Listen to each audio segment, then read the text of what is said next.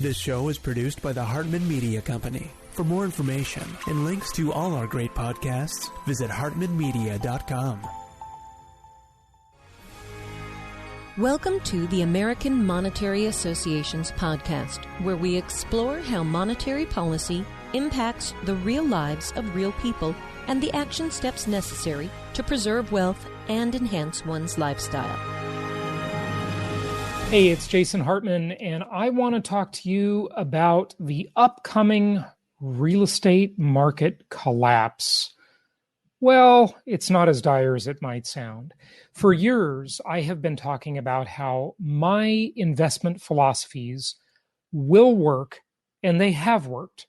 For 18 years, I've been teaching people about real estate investing, maybe for longer if you count my career in traditional real estate before being in the investment-only business. I've been talking about various principles: inflation-induced debt destruction, packaged commodities investing, the Hartman Risk Evaluator, and more recently, the new Hartman Comparison Index. And they're all great. If I don't say so myself, well, hey, I don't have to. You told me that. But I have always made the disclaimer that all of these philosophies depend on an increasing or at least a stable population in a given market. If that population should decline, Houston, we have a problem, right? Let's look at what is happening to the population and how this might affect the real estate market in the coming years. I think this is a very important topic. Make sure you stay to the end. We're going to cite a couple of well-known books, a couple of well-known people on this topic, and we have a couple of great sources, CNBC, Elon Musk, the United Nations, a bunch of other things for you. So be sure to stay until the end because there's a lot here for you today, and let's go ahead and dive into it. So years ago, I read this fantastic book, and I want to recommend it. It's called The Bet. And it's about two people who have completely different opinions on the future, on the environment, and on population. Whether population growth is a ticking time bomb, if it is a problem that is going to just really hurt or wipe out the earth and subsequently humanity, or if the increasing population is actually a benefit, if it is a resource. And these two people with opposing views would just lock heads, and they made a bet, a famous bet between Paul Ehrlich and Julian Simon. One was saying that the population is a disaster. People will not stop procreating. It's going to ruin us all. It's already ruining the environment. It's going to just cause huge problems. And the other said, look, people are a resource. People solve problems. And of course, this is my way of putting it. This is not exactly what they said, but I am putting my own beliefs on it, right? And they will figure this out. And the population will start to change as people become more prosperous and as more countries adopt Western democratic ideals. So this is a fascinating book. I'd highly recommend it. Please check it out. It's called The Bet, and I think you'll really enjoy it. Now, this picture on the screen is the picture of a foolish man. Well, maybe he wasn't so foolish because everything is relative to the times in which we live, isn't it? To the context of our life, relative to what we know at the time. And he thought that the population growth would become just a tragedy for the world because resources were scarce. And as the population increased, of course, people consume resources. And as they consume, it is going to tax the environment. It's going to tax the food supply, and it will ultimately lead to our demise. Well, that is none other than Thomas Malthus. And his philosophy actually has a name, Malthusian philosophy, or Malthusian beliefs, whatever you want to call it. And he was wrong. But back when he was 32 years old in 1798, he knew what he knew. And the world was like it was. And that was before the Industrial Revolution. It was before, obviously, the technological revolution. And so things were different back then. Maybe at the time, with the knowledge he had, maybe he was right. But since then, he has been proven massively wrong.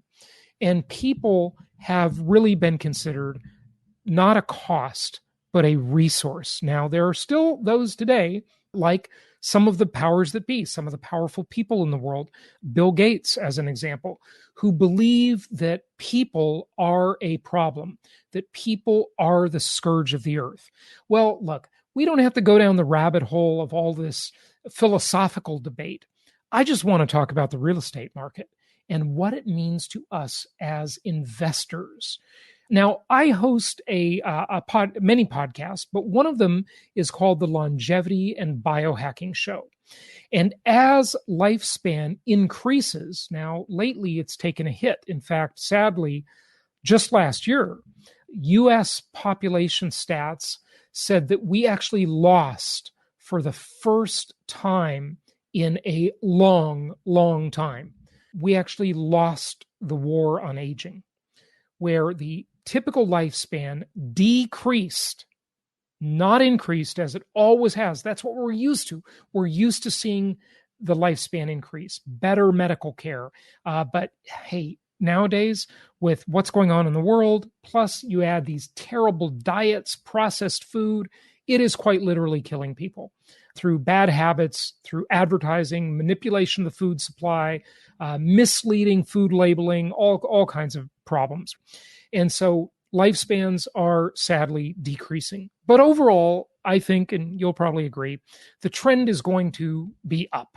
New advances in technology and even toward the singularity concept will increase lifespan ultimately.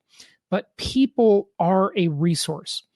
Now, the problem is not the lifespan, it's the birth rate. And I want to talk about a study, a UN study, and there's a book on it. It's called Empty Planet: The Shock of Global Population Decline. Yes, decline. Not increase, not what we're used to. Population decline. And just look at the description of this book a little bit. For half a century, statisticians, pundits, politicians have warned that a burgeoning planetary population will soon overwhelm the Earth's resources. That was what Thomas Malthus thought back in 1798, but it didn't happen. But a growing number of experts are sounding a different kind of alarm. Rather than growing exponentially, they argue, the global population is headed for a steep decline. Throughout history, depopulation was the product of catastrophe, ice ages, plagues, the collapse of civilizations. This time, however, we are thinning ourselves out deliberately by choosing to have fewer babies than we need to replace ourselves. Now, replacement rate is considered to be 2.1. Every woman needs to have 2.1 children for the population to be steady, equal. And in pretty much the entire Western world and some of the rest of the world, sadly, the population is absolutely falling off a cliff, literally a birth rate cliff, a demographic cliff. We will see in our lifetime, if we live our full natural lives, and hopefully we will, and hopefully that lifespan will increase, we will see countries quite literally disappear from the face of the earth. Russia, Japan, and although it's not a country, but a region, Western Europe, at least as they are now, because people simply are not replacing themselves. They're just not having children at a replacement rate. The population is getting older. This has wide-ranging impact on the economy, on the housing market, on the welfare state, on government entitlements. Huge, huge impacts. let's listen to some of the video here by CNBC. They've got a fantastic channel online. Listen to this, and I want you to listen very carefully to the very first thing in this video. Having children is the ultimate vote of confidence in the future. It's you really believe in what... Listen to that. Having children is the ultimate vote of confidence in the future. So is it because people don't feel confident about the future? They're basically betting short. They're shorting the future, if we think of it like a stock in the stock market. Well, maybe, but there are a whole host of other factors. So let's go ahead and listen in. What your opportunities are going to be going forward. You're very certain about what your future looks like. In this quarantine time, that's the last thing that we can say. Mothers typically talk about the more children you had is bad for their pocketbook. What we learned from the Great Recession is that every 1 percentage point increase in the unemployment rate reduces births by 1%. Despite speculation of a surge in quarantine babies, the U.S. fertility rate is actually shrinking and has been for a while. Births have been falling for the last almost 15 years now at this point. Millennials have less financial confidence than the generation before us. Living through our second once-in-a-lifetime recession has made big financial decisions like providing for and creating a brand new human, like my niece here, Sydney, quite difficult. And I've got 2 little kids, so I'm pretty concerned for them. Plus, there's a prevailing ideology that large families are a drain on the environment. The costs of ongoing economic growth as it's currently designed are causing damage to planet and people. Meanwhile, baby boomers are retiring and aging out of the system. If you have an economy that since the end of the Second World War has grown based on consumerism, what happens when all your consumers are old and they have everything they want? So, is the U.S. running out of people? And what impact does population size have on the economy? To maintain the current population size, every woman would need to have 2.1 children. This is known as the rate of replacement. And the 0.1 is because, not everyone goes on to have children themselves, and there's some child mortality. In the United States, the total fertility rate, that measure is now around 1.7. The total fertility or birth rate refers to the actual number of children each woman is having. Currently, there are nearly 7.8 billion people in the world, over 330 million in the U.S. Through fertility alone, we would expect our population to start to decline if that rate is sustained for a very long period. People think, for example, that fertility is out of control. Well, the truth is it isn't. I mean, if you take a look particularly at millennial fertility in the United States, it's down to 1 now. The American birth rate is well below replacement rate and continuing to decline. Although declining fertility rates can be a leading indicator for a recession, it is more often correlated with increased education and opportunities for women. But female workers add a lot to the bottom line. According to one study, if women entered and stayed in the U.S. workforce at the same rate as they do in Norway, the U.S. economy would be $1.6 trillion larger. American women now are having fewer children than our mothers. In 2020, the birth rate dropped to its lowest level in 35 years. There's also been a huge decline in teenage births. Now, I want you to notice what they said there about the workforce. And I've talked about this many times on prior podcasts and videos on my YouTube channel, etc. But if you think about it, there is a giant incentive to break up families, to see women in the workforce. Huge advantage for governments, for corporations. I mean, prior to the feminist movement, women used to complain that men were running the world and women were second-class citizens. But now, women are simply slaves to corporations. It's just unbelievable the way this has turned out. And think about it. If we encourage divorce and discourage marriage, then what happens to the consumer products demands, right? It's a huge stimulus to the economy. Instead of needing 1 sofa, you need 2 sofas. Instead of needing 1 bed, you need 2 beds. Instead of needing 1 house, you need 2 houses. Instead of the possibility of sharing 1 car for the family, you definitely got to have 2 cars. You need 2 coffee makers, 2 toasters, 2 refrigerators, 2 dishwashers, 2 of everything. If people are single, if you can get these married people to get a divorce, You stimulate the economy. The big evil corporations literally double their customer base. I mean, how else can you double your customer base, right? How else can you get in a position where your consumer market will literally double in size? Well, you discourage marriage and you encourage, for those who are married, you encourage divorce. And they do this through the media, through the culture war, et cetera, et cetera. It's just absolutely staggering how effective this has been. You do it through government policies like aid to families with dependent children, where you pay women, single mothers, only if they're single. But if they're married, if they stay together, they don't get any money from the government, right? They get money if the father is absent. So what gets rewarded gets repeated. That great line from that great old book, The Greatest Management Principle in the World. What gets rewarded gets repeated. So true in every area of life. In the U.S., what's clear is that there are less unintentional births than ever before. In addition to the decline that we've been seeing in fertility, there's another trend that's happening underneath that, which is an increasing age at birth. It's more like in the late 20s or 30 or something now compared to during the baby boom, it would have been 20. It used to be, uncommon to see a 40-something-year-old woman who is now planning a pregnancy.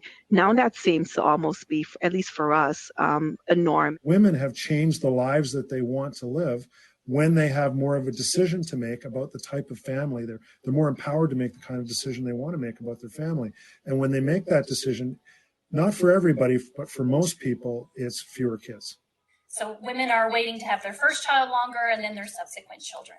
What's sort of remains to be seen in this area is the extent to which the decline in fertility that we're seeing is really a delay of births, so that these declines for women in their teens and early 20s will be made up later when they're in their 30s, or whether this is a permanent reduction in their lifetime fertility.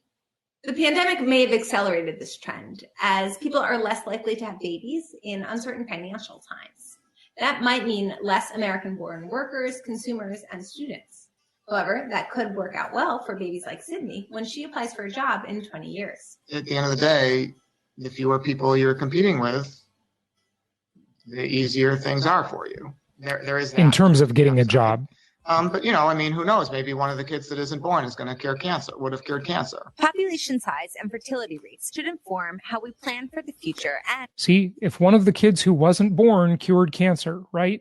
But do the powers that be really want to cure cancer? It's a very lucrative industry, cancer treatment. So poison the food supply and then treat people for cancer and diabetes because, hey, there's a lot of money in it.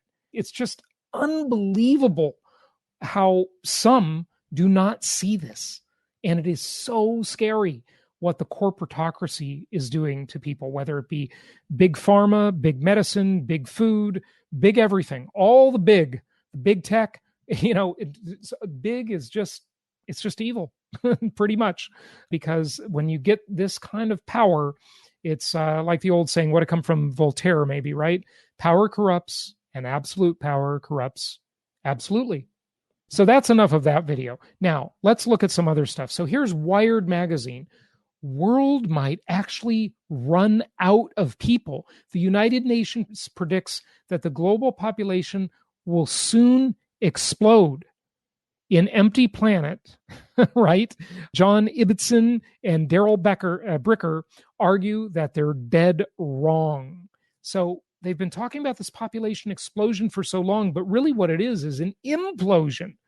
So if you want to know more about this stuff, be sure to join us for our upcoming event, Empowered Investor Live. It's in September. Go to empoweredinvestor.com to get tickets for that. Let's look at China now. Even China, where they had the one-child policy for so long. It was just awful. It was completely evil what China did during this one-child policy. They are now suffering, and they see it. The writing is on the wall, what's happening to China. So, is it already too late to defuse China's population time bomb with a rapidly aging population and a fast shrinking labor force? China is under rising pressure to completely remove its much maligned birth controls to defuse a ticking demographic time bomb. This is a complete 180, an about face from the old policies. Look at this. China's population will peak at 1.44 billion and 1.46 billion in 2030 before entering a long period of decline. Some expect the population to fall to less than 800 million by 2100. So that means China's population is basically going to be cut almost in half. Can you imagine that?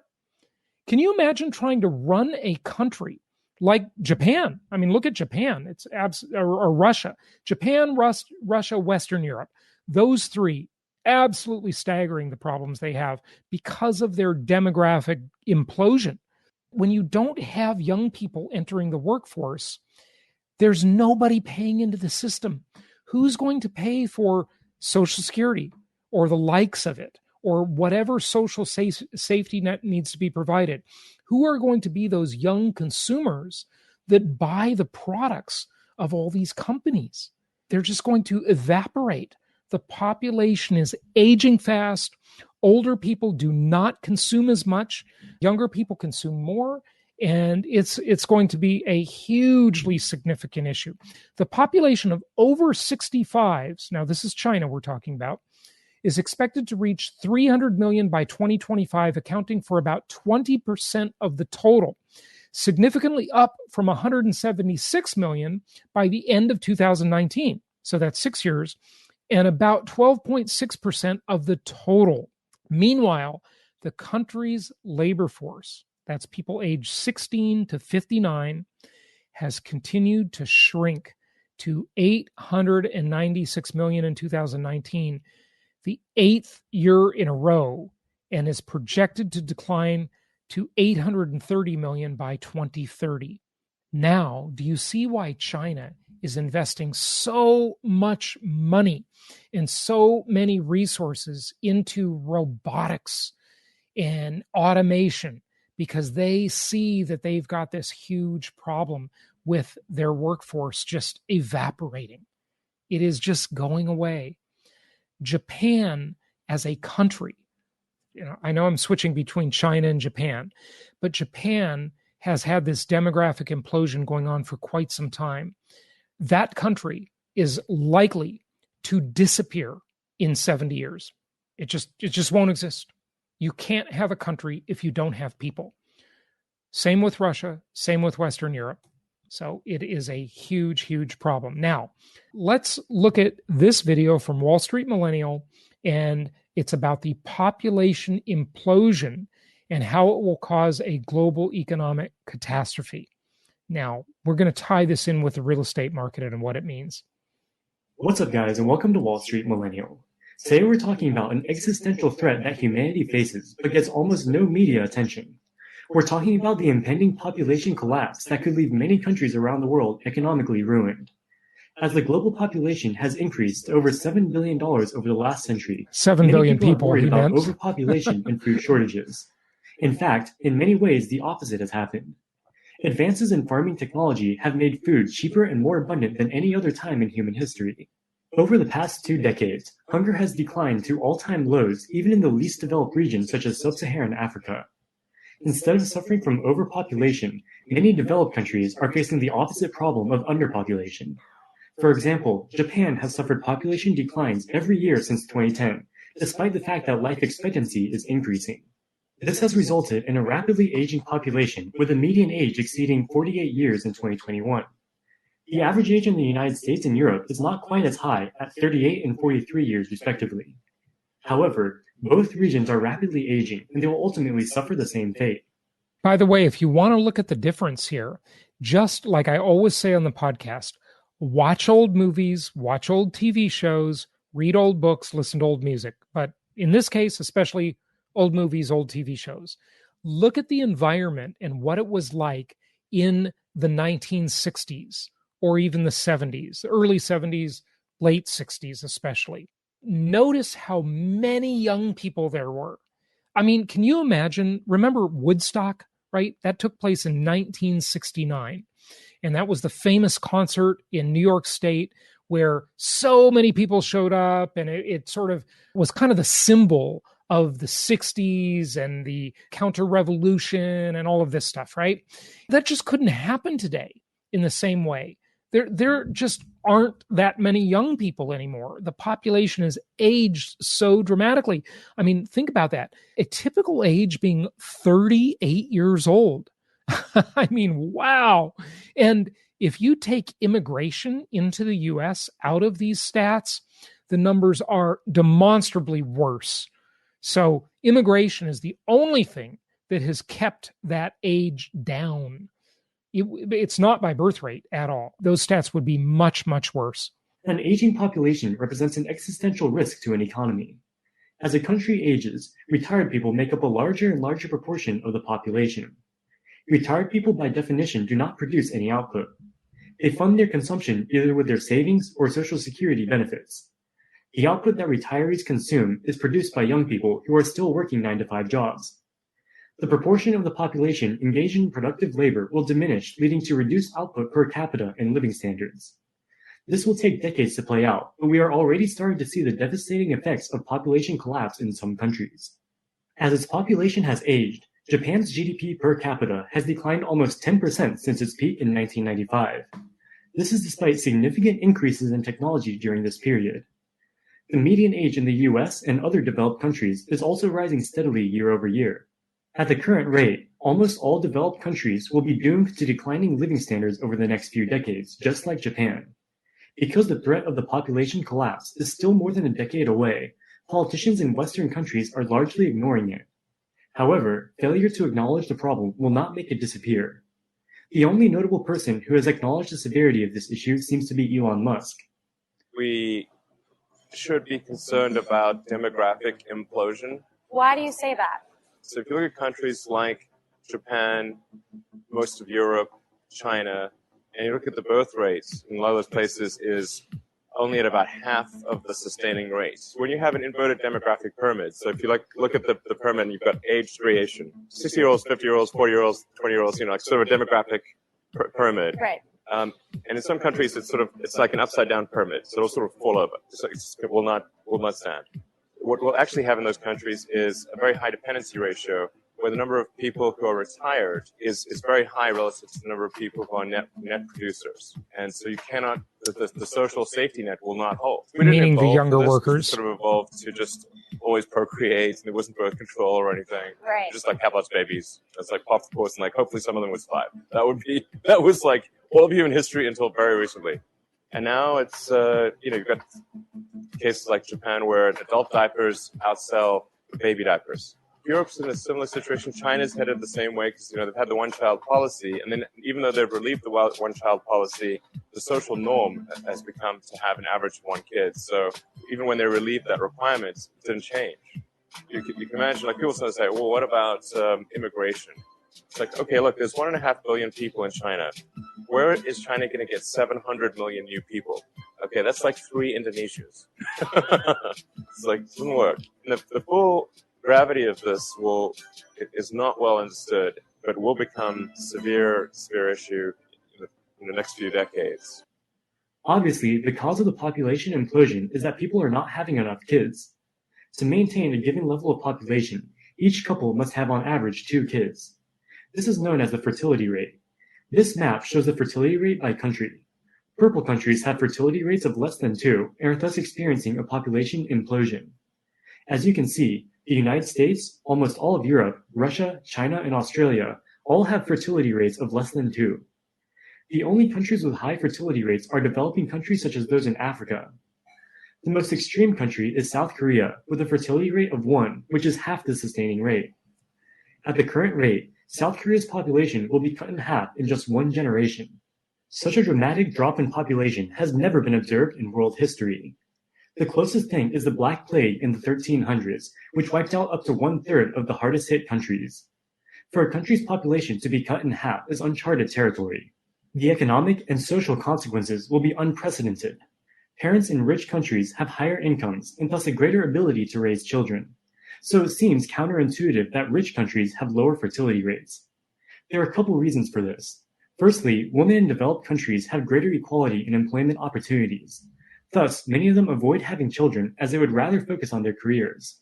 Also, in rich countries, kids have greater opportunities for education. Parents want to send their kids to college. Therefore, they only have 1 or 2 kids so that they can save up enough money to help them pay for university tuition fees. On the other hand, in poor countries, it is optimal to have as many kids as possible, in part so they can help out on the family farm. Whatever the reason, as countries get richer, people decide to have less kids. This is happening across the developed world with very few exceptions. Japan is the most advanced country as far as the aging population. It's important to look at Japan as an example, as most developed countries will end up in a similar situation as Japan within the next few decades. Over the post-World War II era, Japan's economy flourished. They rapidly adopted advancing technologies and took advantage of the rapidly globalizing market for automobiles and electronics. However, in 1991, they suffered from a massive stock and real estate crash, which sent the economy into a deep recession. Normally, when countries experience recessions, they recover after a few years and return back to their steady growth rates. However, this did not happen in Japan. They suffered more than 25 years of economic stagnation, with the average Japanese citizen in 2021 being worse off than they were in 1995. A large part of this can be explained by the aging population. As the share of retired people becomes greater and greater, a larger share of the country's resources will go towards retirement benefits. This leaves less money left over for investment in physical capital or innovation. The lack of investment causes the economy to stagnate. So what can governments do to stem the population?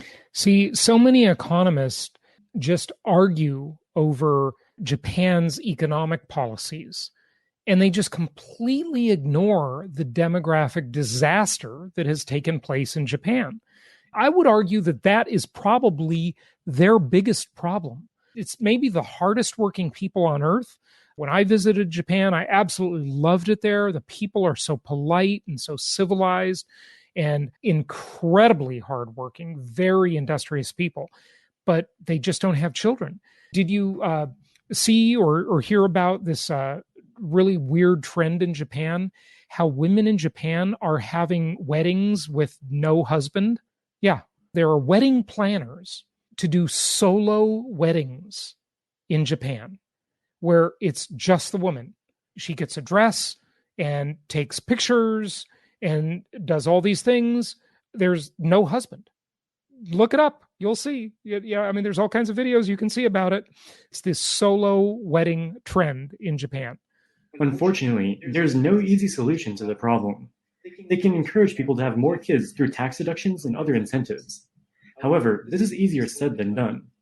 The U.S. Department of Agriculture estimates that it costs $233,000 to raise a kid from 0 to 18 years old in the U.S. This is not even including cost of a college education or the opportunity cost if one parent quits their job to raise the kid. And by the way, I would argue that just like the way the unemployment rate is manipulated to look lower than it really is, and just like the consumer price index is manipulated to look lower than it really is, to make inflation seem lower than it really is, I would argue that those stats about raising a child are also manipulated to scare would-be parents into not having children. It's just a huge thing. I mean, it's absolutely unbelievable how deep this runs into the culture war. Most countries can only afford to offer tax incentives of a few $1,000s. With such hefty costs of raising a child, tax incentives are largely too small to matter. And think about this. You know, if you're doubting anything I'm saying, why do you think companies, like these big companies, these big tech companies, Apple, Google, all the rest, they offer programs where they give incentives for women to freeze their eggs, to delay pregnancy, to delay childbirth, because they want them working. They want them in the workforce, and they don't want them marrying, because then you'll cut your market size in half for all your consumer products. I mean, do you think Amazon, the biggest consumer products company, well, maybe it's Walmart, I don't know. Anyway, whatever. Do you think Amazon or Walmart want a bunch of married people sharing everything? Or would they rather have people needing 2 of everything, right? Because they live in separate houses. Of course, they'd rather have people needing 2 of everything. It's just absolutely amazing how deep this whole thing runs. Developed countries can also try to solve the problem by allowing mass immigration of young people from poorer countries. Immigration is a very controversial political issue, as many people fear that it depresses the wages of the native population. Which, of course, it does. There's no question about that. That's absolute fact. I mean, why would someone hire a more expensive native person, like an American, when they can get cheaper labor coming from south of the border? Obviously, they're going to go with the lowest priced option. Everybody does it, right? I do it, you do it, we all do it. That's just the way it is. Why would people buy American-made products when they can buy cheap stuff made in China? So they import the cheap labor and they import the cheap goods. But what that means is the natives in the given country, in this case, I'm talking about the US, it puts them out of work. It suppresses their wages so that their wages aren't as high. You know, it's amazing to me how people make these idiotic, glib statements about immigration. They say, well, you know, Americans just won't do those jobs. Well, they did them in the 50s and the 60s. Somebody in the 50s and 60s did agriculture. Somebody picked strawberries. Somebody did landscaping. These arguments just make no sense at all. They're just half-baked ideas that you hear bandied about in the news media. Most developed countries do not allow immigration to nearly the extent necessary to solve the population problem. Furthermore, for countries like China, there are not enough migrants in the world to fill the population hole, even if they did allow open borders. There are no easy solutions to the population problem. If there were, countries like Japan would have already solved it by now. There are deeply rooted reasons for fertility decline in rich countries, and they will likely only increase over the next few decades.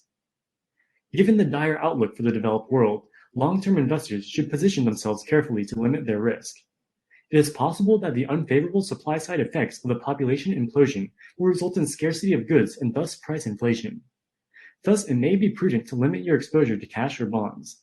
These are nominal assets whose value will be eroded by inflation. Real assets like real estate and stocks will give investors better protection from inflation. The economic consequences of the population bomb may also have dire effects on stock markets. For example, Japan's Nikkei stock index has suffered 30 years of stagnation, decreasing 25% from its peak in 1989 through today. The CIA keeps track of the median population in every country, and we've included a link in the description below. Investors may want to take age data into account when deciding country allocations for globally diversified stock portfolios. No question about it. That's a good point on the video, and that's from Wall Street Millennial, so thank you for that. What does this mean for real estate investors? Well, he said it in the video that real estate was the better choice in investments, and I agree with that. But very long term, there will be an impact. There will be a time, probably around 2055 to 2060 and on, where in the US, this population problem really starts to take its toll. Until then, it looks like we're in pretty good shape. When I look at the charts and graphs, I think we're probably okay. But after that, you know, if you get a 30-year mortgage today, you're going to be long gone out of those properties by then, right? But we have fantastic demographics coming at the rental market and the for-sale housing market for the next 10 years. They are truly incredible. They were incredible 10 years ago when I made that prediction. I renewed that prediction again for the next 10 years.